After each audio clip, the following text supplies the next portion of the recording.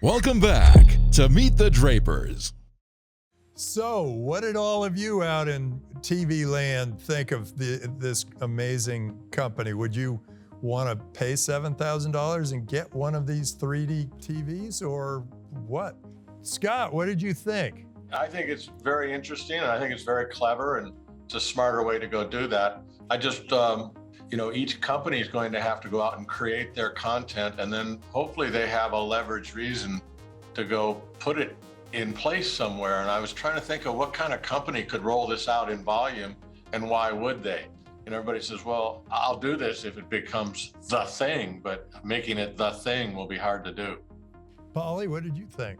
I don't know. I think everybody would hear, you could watch a movie without 3D glasses and suddenly get all excited about putting that, being the one to put that in their TV. I agree that there's no content, but my guess is if they heard that people were buying TVs with 3D things in them, everybody would do a 3D ad. Everybody would make more 3D movies. It's kind of exciting to people to feel like they're part of this thing that they've always wanted. I totally agree with Polly. Everything she said, and she knows the film industry better than I do. So I would just say I agree. I'm kind of excited about this. It does start in the marketing departments. People buy it just to see one movie. Yep. Once a few people have it, wow, it's all over the world. Yeah, I remember when our next door neighbors had a color TV. Yeah. And I had a black and white. We had a black and white TV. You had to get it. And we kept pushing you to get a color TV. Our next entrepreneur is coming, but before we see him, let's see what's going on behind the screen, or behind the scenes. behind the 3D screen.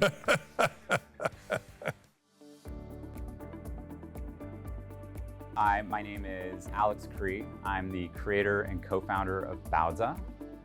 My partner and I both have a little bit of that spirit of hospitality in us. And so when I came up with the idea for Baozza, it was kind of this perfect opportunity to blend East and West, and to really truly fuse two food cultures into something relatively new. And so to bring those two concepts together to us means that we can have large impact on a lot of people and bring a little bit of happiness and joy.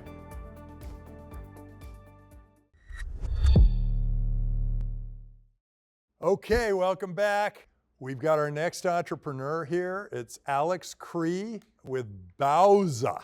Greetings, Drapers. Baozza is a Chinese steamed bao bun, magically fused, stuffed with delicious, gooey, cheesy pizza fillings. And we are the perfect hot, savory snack that's ready in only 1 minute. Our story began in Beijing, China, in 2016.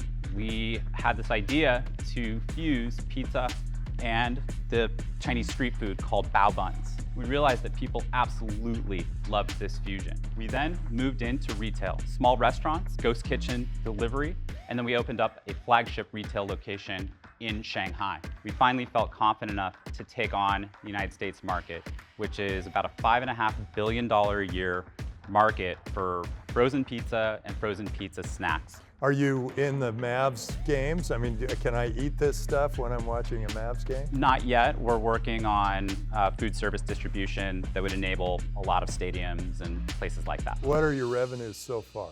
Revenues in 2021 on a consolidated basis, our Chinese entity and our US entity were $755,000 US. What's your margin on this?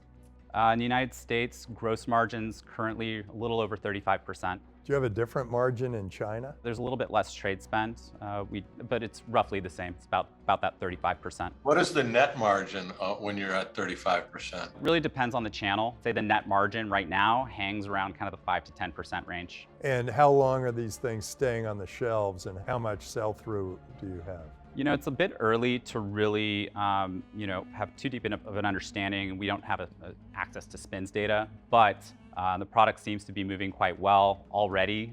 Without even much marketing or much brand awareness, we're already in the top half of the category as just a completely fresh new product that nobody's ever heard of. Are we going to try them out? Yes. In fact, let me You have just a grab that. microwave up there. Yes. You'll have to stuff it into the microphone or something. I don't know how to do that. Ollie, this is Yeah. for you. This is our cheesy spinach, Nice. pepperoni. Ooh, this looks amazing. This is not a bite-sized snack. Oh, wow. So look what's at really that. That's what's a really meal. cool about these guys is we have a bit of an unfair advantage in America's freezer aisles.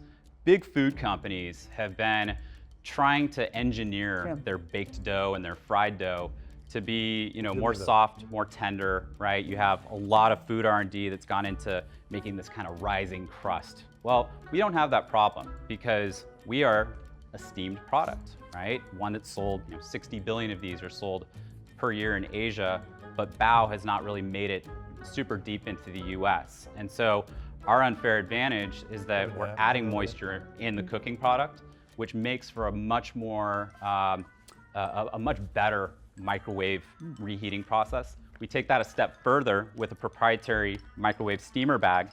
This heats in your microwave in only 60 seconds. You don't even open the bag. It goes straight from the freezer.